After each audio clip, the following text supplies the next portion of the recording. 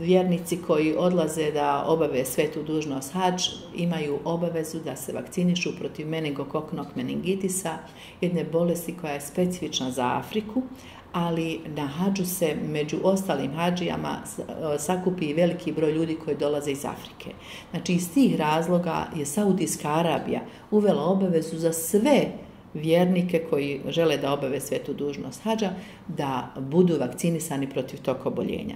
Oboljenje se prenosi kapljičnim putem i nije ga lako izbjeći među toliko puno miliona ljudi, nije lako izbjeći kontakt sa drugim osobama, jer je to naravno bliski kontakt.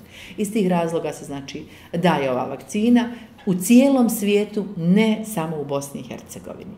Ona je uslov da bi se dobila ulazna viza za Saudijsku Arabiju i konkretno od ove godine, odnosno ovaj put, imamo novu vakcinu koja se naziva Nimenrix.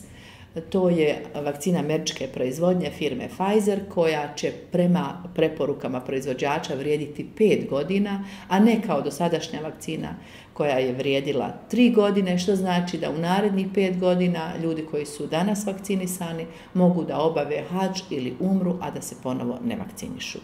Zahvaljujući velikom angažmanu Ureda za hadž, naravno i nas iz sektora zdravstva, uspjeli smo da dobavljač u Bosnu i Hercegovinu uveze dodatni kontingent vakcina iz razloga što smo u jednom momentu bili ostali bez vakcina, tako da smo evo sada ove hadžije koji još uvijek nisu bili primili vakcinu, evo uspjeli smo da vakcinišemo. Danas smo do sada vakcinisali 50 ljudi, očekujemo da ćemo do kraja dana vakcinisati i te preostale, jer su iz Ureda za hadž javili hadžijama da je potrebno da do sutra 1. augusta hadžije budu vakcinisane kako bi se pasoši mogli vizirati na vrijeme.